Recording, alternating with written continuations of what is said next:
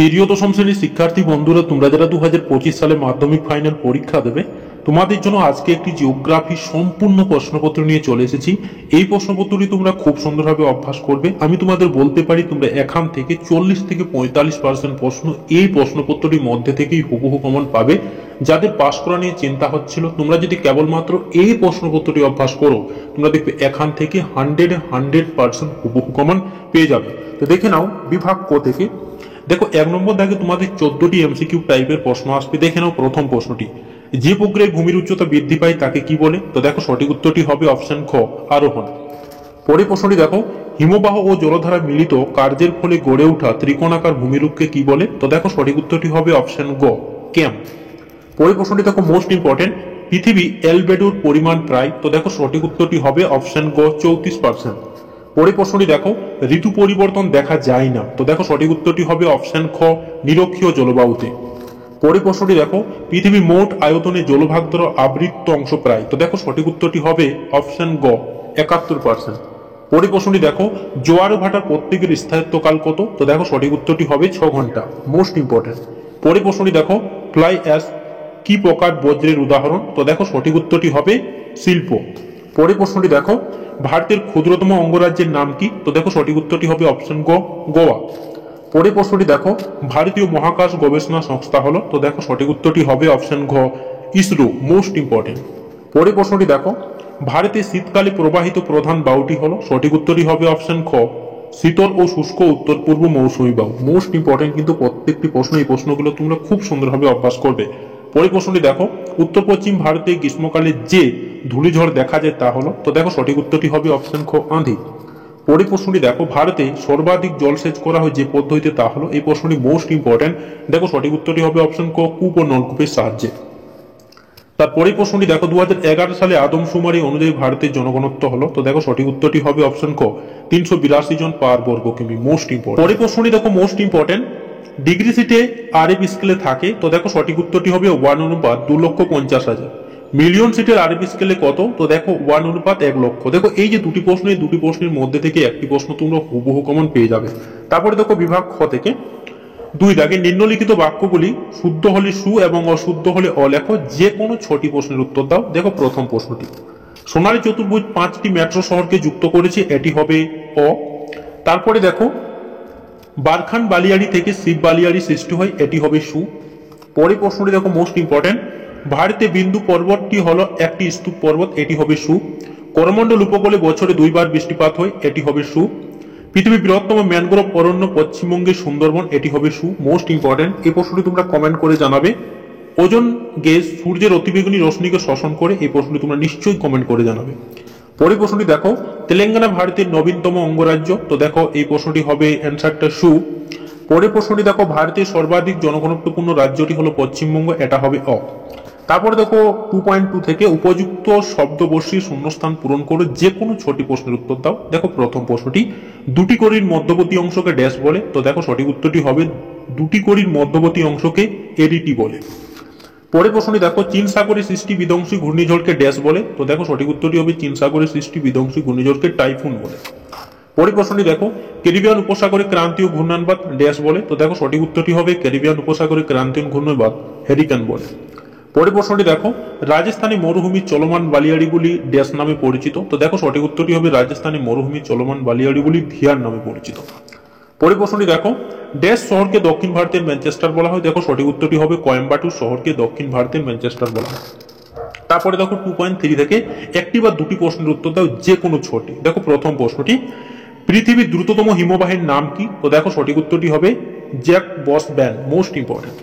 পরের প্রশ্নটি দেখো, যে উঁচুভূমির দুটি নদী ব্যবস্থাকে পৃথক করে তার নাম লেখো? তো দেখো সঠিক উত্তরটি হবে জলবিভাজিকা। পরের প্রশ্নটি দেখো, কোন সড়ক পথের মাধ্যমে দিল্লি, মুম্বাই, চেন্নাই ও কলকাতাকে যুক্ত হয়েছে? তো দেখো সঠিক উত্তরটি হবে স্বর্ণ চতুর্ভুজ মহাসড়ক।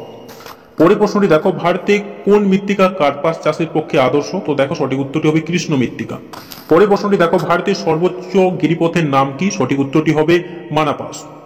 পরের প্রশ্নটি দেখো ভীষণভাবে গুরুত্বপূর্ণ, ভারতীয় কফি গবেষণাগারটি কোথায় অবস্থিত? সঠিক উত্তরটি হবে চিকমাগালুর, মোস্ট ইম্পর্টেন্ট। উদীয়মান শিল্প কাকে বলে? সঠিক উত্তরটি হবে পেট্রোল রসায়ন শিল্পকে। মোস্ট ইম্পর্টেন্ট কিন্তু এই প্রশ্নগুলো। তারপরে দেখো ভারতীয় দীর্ঘতম জাতীয় সড়ক পথ কোনটি? দেখো সঠিক উত্তরটি হবে NH-44। এবং দেখো আরেকটি এখানে রয়েছে NH-2, ভারতের ব্যস্ততম প্রাচীনতম সড়ক পথ এটি হবে NH-2টি। তারপরে দেখো বাম দিকের সঙ্গে ডান দিক মিলিয়ে লেখো। দেখো এখানে আমরা যে প্রশ্নগুলো রেখেছি এই প্রশ্নগুলো কিন্তু প্রত্যেকটি প্রশ্নই ভীষণভাবে গুরুত্বপূর্ণ। দেখো এখানে অ্যান্সারটা নিচে করা হয়েছে। ইউট্রোফিকেশন এটা হবে জলজ প্রাণীর মৃত্যু, জেরোফাইট এটা হবে মরুভূমি, তাল এটা হবে হ্রদ, এবং টিস্কো এটা জামশেদ। তারপরে দেখো বিভাগ গ থেকে 3 দাগে নিচের প্রশ্নগুলির উত্তর দাও, বিকল্প প্রশ্নগুলি লক্ষণীয়। 2 × 6 = 12। এখানে একটু টাইপিং মিস্টেক রয়েছে, তো দেখে নাও। দেখো প্রথম প্রশ্নটি বৈপরীত্য উষ্ণতা কাকে বলে? এই প্রশ্নটি কিন্তু ভীষণভাবে গুরুত্বপূর্ণ প্রশ্ন, মোস্ট ইম্পর্টেন্ট। পরের প্রশ্নটি দেখো হিমশৈল কি? তারপরে প্রশ্নটি দেখো মোস্ট ইম্পর্টেন্ট, জেট বায়ুর 2টি বৈশিষ্ট্য উল্লেখ করো। অথবাটি দেখো ধারণ অবাহিকা কি? তরল বজ্র বলতে কি বোঝো? বজ্র ব্যবস্থাপনা বলতে কি বোঝো? সামাজিক বন সৃজন বলতে কি বোঝো? অনুসারী শিল্প কি? দুন বলতে কি বোঝো? সোনালী চতুর্ভুজ বলতে কি বোঝো? ইউট্রোফিকেশন বলতে কি বোঝো?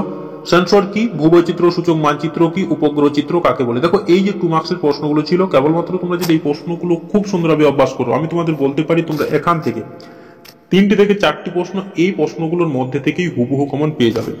তারপর দেখো বিভাগ ঘ থেকে নিচের প্রশ্নগুলির সংক্ষিপ্ত ব্যাখ্যামূলক উত্তর দাও, বিকল্প প্রশ্নগুলি লক্ষণীয়। 3 × 4 = 12। দেখে নাও এই প্রশ্নগুলো প্রত্যেকটি প্রশ্নই কিন্তু ভীষণভাবে গুরুত্বপূর্ণ। দেখো গিরিখাত ও ক্যানিয়নের মধ্যে পার্থক্য হলো, এই প্রশ্নটি মোস্ট ইম্পর্টেন্ট। পরের প্রশ্নটি দেখো নদীর মোহনায় বদ্বীপ গড়ে ওঠার অনুকূল পরিবেশগুলি লেখো। বজ্র ব্যবস্থাপনায় 3R 4R এর গুরুত্ব লেখো। এবং অথবা প্রশ্নটি দেখো মোস্ট ইম্পর্টেন্ট, বজ্র ব্যবস্থাপনা শিক্ষার্থীদের ভূমিকা উল্লেখ করে। এই প্রশ্নটি 100% কমন পাবে, এতটা কিন্তু বলে গেলাম। পরের প্রশ্নটি দেখো জলপথকে উন্নয়নের জীবনরেখা বলা হয় কেন? তারপরে দেখো ধাপ চাষ ও ফালি চাষের মধ্যে পার্থক্য লেখো। মোস্ট দেখো বিভাগ ঘ থেকে 4 নম্বর দাগে নিচের প্রশ্নগুলির সংক্ষিপ্ত ব্যাখ্যামূলক উত্তর দাও, বিকল্প প্রশ্নগুলি লক্ষণীয়। 3 × 4 = 12। দেখো প্রথম প্রশ্নটি গিরিখাত ও ক্যানিয়নের মধ্যে পার্থক্য লেখো। এই প্রশ্নটি ভীষণভাবে গুরুত্বপূর্ণ একটি প্রশ্ন। পরের প্রশ্নটি দেখো অথবাটি নদীর মোহনায় বদ্বীপ গড়ে ওঠার অনুকূল পরিবেশগুলি লেখো। Most important. পরের প্রশ্নটি দেখো ভীষণভাবে গুরুত্বপূর্ণ, বজ্র ব্যবস্থাপনায় 3R ও 4R এর গুরুত্ব লেখো।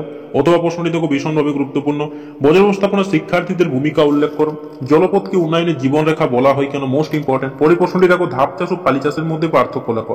দেখো এই প্রশ্নটি তোমরা 100% কমন পেয়ে যাবে। দেখো জিওস্টেনারি বা ভূ সমলহ এবং সানসিনক্রোনাস বা সূর্য সমলহ উপগ্রহের মধ্যে পার্থক্য লেখো। এই প্রশ্নটি কিন্তু ভীষণভাবে গুরুত্বপূর্ণ। অথবাটি দেখো উপগ্রহ চিত্রে ব্যবহার ও গুরুত্ব লেখো।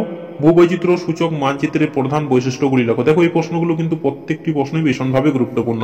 তারপরে দেখো বিভাগ উয়া থেকে তোমাদের 5 নম্বর দাগে নিচে যে কোনো 2টি প্রশ্নের উত্তর দাও। 5 × 2 = 10। দেখো এই যে এখানে আমরা প্রশ্নগুলো রেখেছি, এই প্রশ্নগুলো তোমরা যদি কেবলমাত্র অভ্যাস করো, তোমরা দেখবে এখান থেকে 100% হুবহু কমন পেয়ে যাবে। দেখো হিমবাহ জলধারা মিলিত সঞ্চয় কার্যের ফলে সৃষ্টি প্রধান ভূমিরূপগুলির চিত্র সহ বর্ণনা দাও। এই প্রশ্নটি কিন্তু ভীষণভাবে গুরুত্বপূর্ণ প্রশ্ন। পরের প্রশ্নটি দেখো বায়ুমণ্ডলের ট্রোপোস্ফিয়ার স্ট্রাটোস্ফিয়ার স্তর সম্পর্কে সংক্ষেপে আলোচনা করো। এই প্রশ্নটি মোস্ট ইম্পর্টেন্ট। চিত্র সহ জোয়ার ভাটা সৃষ্টির কারণ আলোচনা করো। এই প্রশ্নটি 100% কমন পাবে, সেই মতো একটি প্রশ্ন। পরের প্রশ্নটি দেখো হিমবাহ ক্ষয়কার্যের ফলে সৃষ্টি 3টি ভূমিরূপের চিত্র সহ বিবরণ দাও। এই যে 2টি প্রশ্ন বললাম, জোয়ার ভাটা এবং হিমবাহ ক্ষয়কার্যের ফলে সৃষ্টি 3টি ভূমিরূপ, এই 2টি প্রশ্ন কিন্তু মোস্ট ইম্পর্টেন্ট। তারপরে দেখো আমরা একটি এক্সট্রা প্রশ্ন রেখেছি, পৃথিবীর বিভিন্ন স্থানের উষ্ণতা তারতম্যের কারণগুলি আলোচনা করো। এই যে প্রশ্ন আমরা বললাম 5টির মধ্যে থেকেই তোমরা হুবহু প্রশ্ন কমন পাবে, এতটা কিন্তু বলে গেলাম। তারপরে দেখো নিচে যে কোনো 2টি প্রশ্নের উত্তর দাও। ভারতের পলিমৃত্তিকা ও কৃষ্ণ মৃত্তিকার মধ্যে পার্থক্য লেখো। মোস্ট ইম্পর্টেন্ট প্রশ্ন। ভারতের চা, গম ও কফি চাষের অনুকূল ও ভৌগোলিক পরিবেশগুলি আলোচনা করো। Most important. পূর্ব মধ্য ভারতে লৌহ ইস্পাত শিল্প গড়ে ওঠার প্রধান কারণগুলি ব্যাখ্যা করো। এই প্রশ্নটি ভীষণভাবে গুরুত্বপূর্ণ, 100% এই প্রশ্নটি কমন পাবে। তারপরেরটি দেখো ভারতের পশ্চিম হিমালয়ের ভূপ্রকৃতির সংক্ষিপ্ত বিবরণ। এই প্রশ্নটি ভীষণভাবে গুরুত্বপূর্ণ। ভারতের নগর গড়ে ওঠার প্রধান কারণগুলি আলোচনা করো। দেখো এই যে প্রশ্নগুলো তোমাদের সামনে বললাম, এই প্রশ্নগুলো কিন্তু প্রত্যেকটি প্রশ্নই ভীষণভাবে গুরুত্বপূর্ণ। তারপরে দেখো বিভাগ চ থেকে 7 নম্বর দাগে ভারতের রেখা মানচিত্র নিম্নলিখিত গুলি উপযুক্ত নাম সহ প্রতীক সহ চিহ্নিত করো। দেখো আরাবলী পর্বত, নর্মদা নদী, একটি খরাপ্রবণ অঞ্চল, ছোটনাগপুর মালভূমি, কঙ্কন উপকূল, ভারতের একটি মোটর গাড়ি নির্মাণ কেন্দ্র, চিল্কা হ্রদ, দক্ষিণ পূর্ব রেলপথের সদর দপ্তর, করো মুক্ত বন্দর, বছরে 2 বার বৃষ্টিপাতযুক্ত অঞ্চল। একটি ইক্ষু উৎপাদক অঞ্চল ভারতের হাইটেক বন্দর। এই যে প্রশ্নগুলো তোমাদের সামনে আমরা রাখলাম, এই প্রশ্নগুলো কিন্তু প্রত্যেকটি প্রশ্নই ভীষণভাবে গুরুত্বপূর্ণ। তোমরা যদি এই প্রশ্নপত্রটি খুব সুন্দরভাবে অভ্যাস করো, আমি তোমাদের এখান থেকে গ্যারান্টি দিয়ে বলতে পারি তোমরা এখান থেকে 40 থেকে 45% প্রশ্ন এই প্রশ্নপত্রটির মধ্যে থেকেই হুবহু কমন পেয়ে যাবে। তো তোমাদের যদি ভিডিওটি ভালো লেগে থাকে তাহলে চ্যানেলটাকে নিশ্চয়ই সাবস্ক্রাইব করে দেবো, লাইক করতে নিশ্চয়ই ভুলবে না। ধন্যবাদ।